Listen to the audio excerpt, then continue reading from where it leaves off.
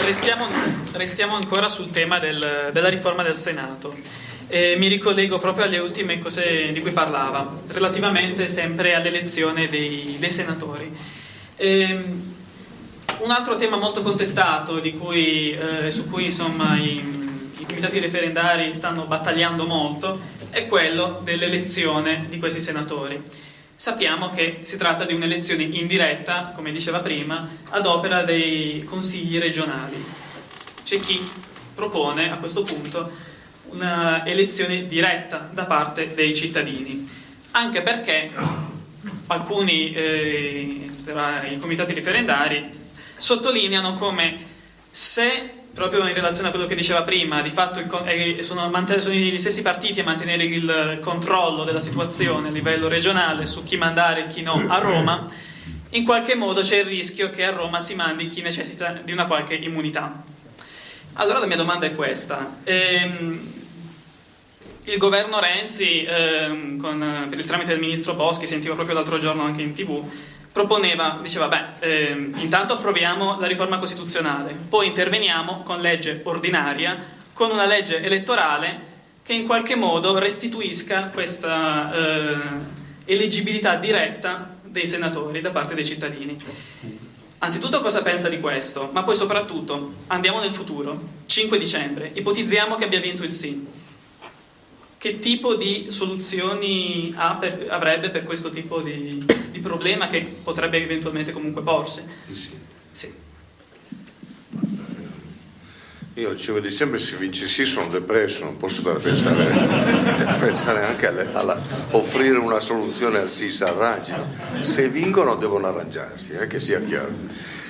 No, qui il problema però lo vedo leggermente diverso rispetto alla sua domanda. Prima però voglio sbrogliare il punto dell'immunità, perché questo è un argomento che viene usato. I senatori godranno dell'immunità, i consiglieri regionali diventati senatori godranno dell'immunità parlamentare soltanto nell'esercizio delle loro funzioni senatoriali, non per le porcate che fanno come consiglieri regionali. Per questo non avranno immunità. Naturalmente lì ci sarà un gioco molto brillante di dire che no, questo non è davvero quello che abbiamo fatto come consiglieri regionali, ma come senatori, quindi ci sarà un gioco molto brillante, e ci sarà anche quello che lei forse adombrava, che un qualche consigliere che pensa di avere fatto qualcosa che non va si fa eleggere senatore sperando che in questo modo acquisisce l'immunità parlamentare, ma un'interpretazione rigorosa del testo dice che non può fare così. Quello che ha fatto prima sono affari suoi e quindi può essere processato. Se invece fa delle cose in quanto gravi in quanto senatore, allora gode dell'immunità, ma che non significa che però non può andare sotto processo.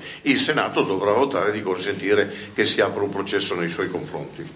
No, non va bene. Il testo è quello lì, non può essere cambiato con legge ordinaria, mi pare una forzatura, e quindi se hanno sbagliato a dire che il Senato va eletto secondo regole che dipendono dalla distribuzione dei voti in conformità con i risultati elettorali, e intendono invece dire che viene eletto dai cittadini delle varie regioni, debbono ricambiare la Costituzione, debbono intervenire su quel punto, un emendamento alla Costituzione. Dopodiché il problema è che se questi vengono eletti dai cittadini probabilmente rivendicano più poteri, cioè nel momento in cui sono di elezione indiretta possono anche accettare i poteri che gli sono stati dati. Se vengono eletti direttamente dai cittadini probabilmente rivendicano più poteri, quindi si riapre il problema. Quali compiti effettivi deve avere un Senato delle regioni i cui componenti sono eletti direttamente dai cittadini? Perché naturalmente si può fare anche questo, e c'è qui, entriamo nell'esoterismo, perché esatto, questo però grazie della Giunta, perché quante volte i governi italiani sono caduti perché hanno perso un voto di fiducia? Chissà quanto mi odierete per tutte queste domande. Una lei dice Torigliato è uno. Torigliato è uno, sì, e poi Sì, ma non chiamate Prodi uno di quelli che è il governo che cade. Sono i 2 governi di Prodi che sono perfetti come esempio, perché Prodi perde il voto di fiducia nell'ottobre del 1998 alla Camera e perde un voto di fiducia nel 2008 al Senato. Lì è il problema non di Turigliatto ma di Gregorio, Mastella e altri personaggi del genere, anche se Mastella dice che lui non ha votato contro Prodi. Cioè, incredibilmente, se il problema è il voto di fiducia, in una storia lunghissima di governi numerosissimi, in realtà i governi cadono solo 2 volte per il voto di fiducia, che significa dunque che non è il voto di fiducia l'inconveniente, ma è la coesione dei governi e la loro incapacità, o forse anche l'incapacità del capo del governo di tenere insieme maggioranze che spesso erano composite. Però attenzione, le maggioranze sono composite ma non per colpa del Senato o della Camera, per colpa degli elettori che sono molto divisi fra di loro, che vanno a votare anche partiti relativamente piccoli. Cioè il Parlamento ci rappresenta, diciamo così, più o meno bene. Qualcuno viene rappresentato meglio di me sicuramente, che raramente riesco a votare per il partito che vince, però il punto fondamentale è che il Parlamento italiano rappresenta in maniera sufficientemente adeguata i cittadini elettori, quindi quando ci lamentiamo pensiamo anche a questo. Allora non lo so, perché il documento che Cooper l'ha firmato contiene anche questo, che i senatori verranno eletti e non più nominati dai consigli regionali, ma non è chiaro come. Quindi il documento fra l'altro è firmato da Chiti e da Fornaro. Fornaro è un senatore di prima nomina, peraltro uomo di notevole competenza, mi pare anche con la schiena diritta. Chiti è lì da tempo immemorabile, quindi se bisogna rottamare qualcuno, Chiti è uno dei primi della lista, però se venisse eletto dai cittadini della Toscana, Chiti ce la farebbe, perché è stato credo 3 volte presidente della regione Toscana, quindi ha un suo consenso personale abbastanza forte. Però questo non risolve il problema, anche se venissero eletti non risolve il problema di poi quello che devono fare. Passiamo a parlare adesso della riforma del titolo V, che è un tema piuttosto spinoso, piuttosto anche complesso in qualche modo. Sì, faccio qualche cenno sui tempi. No, dicevo, la riforma del titolo V. La riforma costituzionale mira a cambiare anche questo aspetto qui. Prima avevamo una potestà esclusiva dello Stato, una potestà concorrente Stato-Regioni, e poi ciò che restava, insomma, a livello residuale era ciò che restava di competenza esclusiva delle regioni stesse. Adesso invece, nelle intenzioni del legislatore costituzionale, abbiamo la cancellazione della potestà concorrente e una diversa ripartizione, insomma, delle competenze, dove si scrive esattamente che cosa aspetta lo Stato e che cosa aspetta alle regioni. Almeno questa dovrebbe essere, diciamo, l'idea del legislatore costituzionale. Molti stanno ponendo il grande interrogativo, peraltro avallato anche dallo stesso Presidente Renzi quando è venuto a parlare a Treviso sulla riforma, di un ritorno abbastanza deciso al centralismo. E alcuni di coloro che sono dalla parte del no a questo referendum, in particolare mi riferisco ai comitati di centrodestra, soprattutto magari più sensibili sotto questo aspetto, sottolineano come una riforma di questo tipo, quindi di ritorno al centralismo, possa essere in qualche modo dannosa anche per alcuni settori di eccellenza di territori come questo, quali per esempio la sanità. Ecco, io allora vorrei chiedere, professor Pasquino, esistono effettivamente dei rischi concreti per un peggioramento della qualità dei servizi da parte del cittadino con questo nuovo riparto delle competenze? E poi, oltre a questo, magari se ci può meglio illustrare, ci può meglio spiegare che cosa concretamente adesso passerà in mano definitivamente allo Stato e che cosa invece le regioni saranno chiamate a fare in via esclusiva. Grazie. Mentre stava facendo la domanda gli ho detto: ma questo non è un argomento sexy. Questo purtroppo non è un argomento sexy, quindi ve lo do in linee generali, vi obbligo a leggervi che cosa è scritto. Fra l'altro c'è all'altro mantra è abbiamo semplificato un bel niente. Qui ci sono moltissime parole, vi faccio l'esempio che di solito faccio perché è cruciale e ripeto in continuazione. L'attuale articolo 70, quello sulla formazione delle leggi, dice la funzione legislativa è esercitata collettivamente dalle due Camere, 9 parole. L'articolo 70 riformato, quello sul quale andrete a votare, utilizza 438 parole. Dire che questa è semplificazione è francamente difficile. Dopodiché dice no, attento, è semplificazione perché dobbiamo precisare che cosa fanno. Ho capito, ma non appena precisate diventa più complicato, non è che diventa più semplice. E quindi ci sono due procedimenti legislativi, uno che continua a essere bicamerale e uno invece che la Camera fa delle leggi, il Senato ha 10 giorni per decidere se le vuole esaminare, se decide che le vuole esaminare ha 30 giorni per esaminarle e poi manda il testo con le correzioni, indicazioni, suggerimenti alla Camera che decide in via definitiva. Anche questo non è una semplificazione, tanto per cominciare, ma con il rischio che ci sia un ingorgo naturalmente. La Camera, se lavora bene, può fare molte leggi, il Senato ha comunque dei tempi nei quali però poi restituisce un sacco di roba e la Camera deve darsi da fare per analizzare tutto questo e decidere in maniera rapida. Qui sì che c'è il problema del fatto che il governo acquisisce molto potere, ma anche qui questo dal punto di vista cartaceo, dal punto di vista pratico il fatto è che se c'è una maggioranza del PD che ha vinto con fiat dei seggi nel Senato delle Regioni c'è una maggioranza del PD perché il PD oggi è parte integrante di governi di 17 regioni su 21, è chiaro che di nuovo voteranno in che modo? Con riferimento agli interessi delle regioni, con riferimento agli interessi del partito del capo del governo. È chiaro che qui se ne va qualsiasi modalità di autonomia regionale. Non solo, ma qui si capisce benissimo, se le regioni perdono delle competenze, perché deve esserci una Camera che rappresenta le regioni? Cioè è un contentino, avete perso delle competenze però vi diamo un po' di rappresentanza. Anche questo non va bene. Allora, si poteva fare diversamente? La risposta naturalmente sì. Non voglio delineare tutte le materie, voglio dire i due punti più rilevanti. Il primo è che comunque è stato capovolto il rapporto che esisteva tra le regioni e lo Stato. Molti poteri nel 2001 e adesso pochissimi poteri. Allora possiamo anche essere convinti che le regioni hanno agito molto male negli ultimi 15 anni, che molti di loro non sono in grado di fare quello che dovrebbero fare e anzi è quasi sicuro se dovessero autogovernarsi con i soldi che traggono ai loro cittadini, 5 regioni, forse 4 sono in grado di farlo. Una è la Lombardia, che fra l'altro vi ricordo ha anche ragione di essere molto arrabbiata perché dà molti più soldi allo Stato di quelli che ottiene in cambio. Uno è il Veneto, l'altro è l'Emilia Romagna e poi c'è la Toscana. Che il quinto possa essere il Piemonte, molti dubitano, il Piemonte ha dei problemi non marginali e lo sanno naturalmente anche questo, e quindi siamo in una situazione in cui su 21 regioni 4 si autogovernano e le altre 17 dipendono dallo Stato.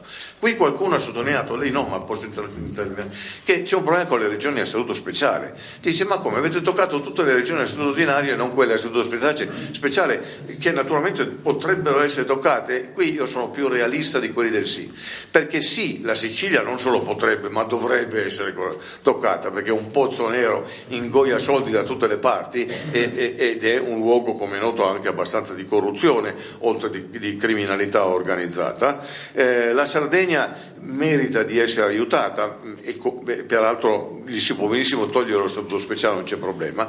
La Valle d'Aosta di nuovo la stiamo ingrassando con i soldi degli italiani, è vero che è piccola, sono 250.000 abitanti, però di nuovo perché lo statuto speciale? Forse perché se non gli lasciamo lo statuto speciale si uniscono alla Francia, ho dei dubbi, magari 50 anni fa sì, adesso certamente non più, però rispetto a Bolzano e Trento e al Friuli Venezia Giulia c'è un problema.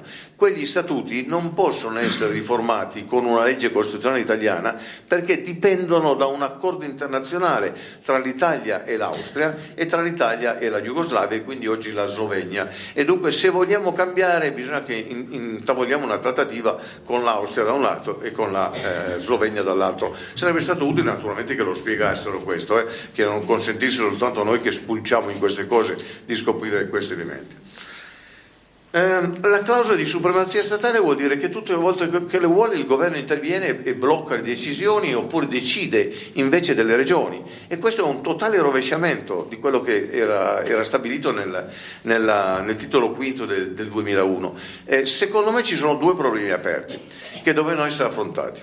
Uno, almeno trovare qualche modalità, se le regioni, come dico io, non sono in grado di autogovernarsi, di incentivare le regioni ad accorparsi.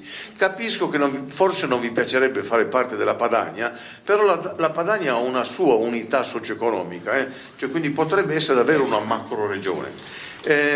Probabilmente le regioni del centro, Toscana, Umbria, Marche, Emilia Romagna e l'Alto Lazio, perché anche qui ci sono dei problemi. Il Lazio è molto differenziato, Viterbo è di gran lunga diversa da quello che è Frosinone, potrebbero essere un'altra regione. E poi c'è il problema naturalmente del resto dell'Italia. Una parte probabilmente è una macro regione meridionale, però la Sardegna riuscire a metterla insieme con qualcosa non lo so, ma in questi casi però si chiede anche agli elettori dove vogliono andare, a quale macro regione vogliono unirsi, ma forme anche soltanto di gestione dei servizi, che potrebbe essere della sanità. Gli emiliano-romagnoli spesso si lamentano perché i loro ospedali sono intasati di calabresi e di siciliani che non si fidano naturalmente dei loro ospedali e vengono in Emilia-Romagna. Questo sta succedendo in parte anche per la Lombardia, naturalmente, con la differenza che la Lombardia ha un modello pubblico-privato, l'Emilia-Romagna è un modello pubblico e quindi si spende molto di meno e quindi arrivano più persone a farsi curare. L'altro punto però che doveva essere preso in considerazione. Che cosa dice l'Europa? L'Europa dice che ci sono delle competenze che debbono essere esercitate ai vari livelli, sottonazionali, subnazionali, regionali, nazionali e poi a livello europeo. L'Europa dice anche un'altra cosa, ed è scritto con chiarezza nel Trattato di Lisbona, l'ultimo trattato approvato a livello europeo, dice che l'Unione, la Commissione, interviene soltanto quando ai vari livelli di governo non ce la fanno a fare quello che dovrebbero fare. È il principio che si chiama sussidiarietà. Questo era il principio da mettere nella Costituzione italiana, cioè lo Stato non interviene con la supremazia statale, ma interviene ogni qualvolta ci sono delle difficoltà, cioè cerca di risolvere i problemi. Questo sarebbe stato comprensibile e sarebbe anche stato più facile da valutare. Per il resto non ci siamo, non va bene. Ci sono certamente anche dei rischi di comprimere qualche volta qualche regione che sia innovativa. Se non piace a livello nazionale perché c'è un certo tipo di governo, questi possono impedire questa innovazione. Quindi questa è una brutta riforma. Ciò detto, intendiamoci, le riforme degli enti locali sono sempre molto complicate e quindi bisogna fare con grande attenzione, magari con un po' più di consenso di quello che ha avuto questa riforma. Magari oltre un 2 domande massimo, così sì, poi diamo un po' la parola magari sì. al pubblico.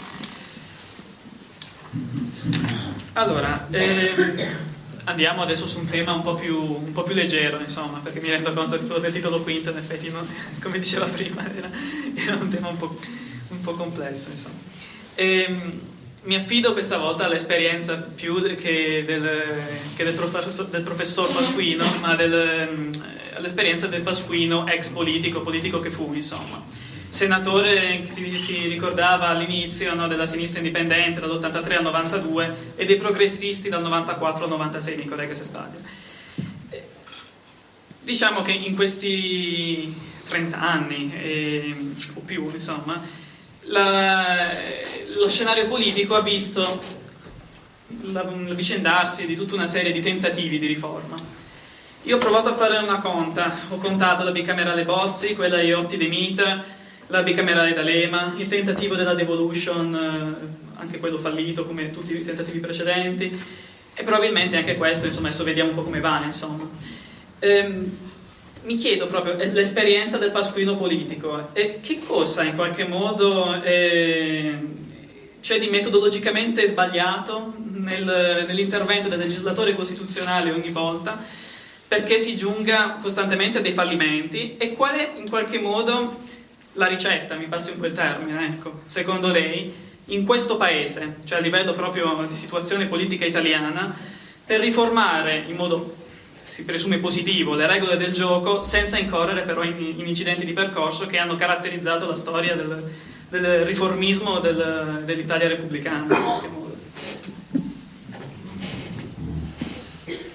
Allora, il Pasquino che conosco io ha fatto il parlamentare, per il resto continua a fare politica in maniera incessante, cioè ritengo che questa assemblea sia un'assemblea dove sto facendo politica nel senso buono della parola, sto parlando a rappresentanti, componenti della polis che siete voi, e spero che tra un po' voi farete delle domande, delle critiche, dei commenti, delle urla di sostegno e altre cose del genere. Però questo mi auguro che sia un paese che prende atto che c'è stato un dibattito su questo referendum e che forse abbiamo imparato qualcosa, un po' tutti, certo molti dei sostenitori del sì hanno molto di più da imparare, ma magari qualcosa sono riusciti a imparare lo stesso.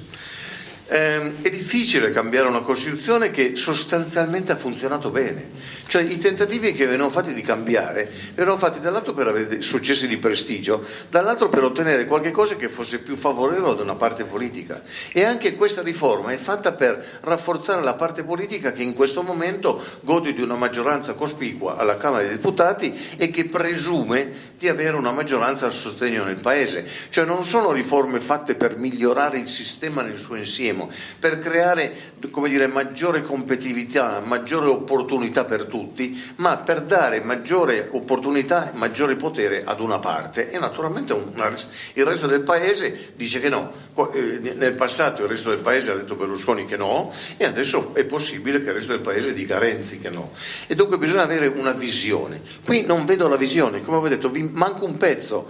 Volete davvero creare una situazione migliore per il governo, e allora dovete intervenire sul governo, ma in maniera visibile, in maniera che sia chiaro che cosa facciamo, e che serve non a questo governo, ma che serve poi a tutti i governi. Cioè manca una visione complessiva. La visione dei costituenti era chiara: una democrazia parlamentare che garantisse le forze politiche e che al tempo stesso consentisse di avere delle coalizioni al governo in grado anche di prendere decisioni, perché non è vero che non sono state prese decisioni in questo Paese, sono state prese decisioni, dipendeva molto anche naturalmente dai partiti al governo e poi dai dirigenti di partito. Alcuni erano più bravi di altri e a quel punto diventavano ministri efficienti, altri loro meno, e no. Qui manca la visione, e quindi mancando la visione siamo in una situazione nella quale siamo costretti a confrontarci con dei pezzetti, il Senato, il titolo quinto, le forme di democrazia diretta, il CNEL e così via, ma non c'è una visione. Cioè alla fine di tutto questo abbiamo un sistema politico istituzionale migliore? La risposta è certamente no. Potevamo averlo? La risposta è probabilmente sì, ma è stato tentato? No, perché non si è seguita la strada di individuare davvero il problema, e il problema, attenzione, non è il governo, il problema è il rapporto tra Parlamento e governo, e inevitabilmente è anche la legge elettorale, perché un Parlamento viene eletto con una determinata legge elettorale, e quel Parlamento eletto con quella legge elettorale dà origine a governi che possono anche essere monopartitici o possono essere governi di coalizione. Allora, sento questa marea montante dappertutto, immagino anche fra voi, la marea montante che dice no, basta con le coalizioni perché litigano e così via. Allora no, non è così.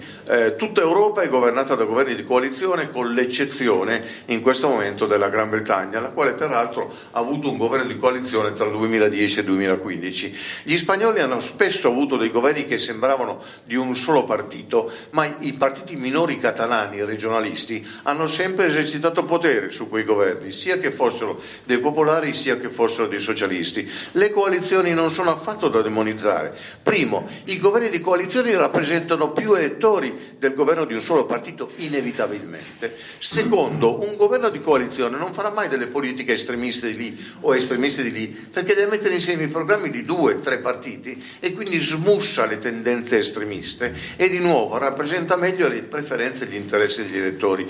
Se poi gli italiani sono dei pasticcioni ne prendiamo atto, ma non è che dobbiamo dire che non possono farlo, devono imparare a farlo, molto semplicemente. E quindi le riforme devono essere fatte in maniera tale da dimostrare che queste migliorano il funzionamento del sistema politico. La mia opinione, credo sufficientemente documentate, è che non migliorano, peggiorano, e che se vince sì ci saranno, loro dicono per 10 anni, se vince no non ci saranno riforme. Il mio mantra è è: se vince sì, per 10 anni ci saranno le riforme delle riforme, i conflitti un po' fra tutti, perché ci sono tutta una serie di punti che sono effettivamente densi di elementi che devono essere in qualche modo sbrogliati, e alla fine o saranno sbrogliati dal Parlamento o saranno sbrogliati dalla Corte Costituzionale, ma tutto questo richiederà tempo e richiederà conflitti. Il Veneto fa qualche cosa di buono, però mi pare che il Veneto abbia una giunta che è di centrodestra, il governo di centrosinistra cercherà di dire che no, che non va bene quello, quindi ci saranno anche degli interventi di tipo politico per dimostrare che il governo ne sa di più e che invece la giunta del Veneto sa di meno. La Lombardia sicuramente va alla sfida del governo, non c'è nessun dubbio. Ok, però qua. Sì, un'ultima domanda velocissima e poi passiamo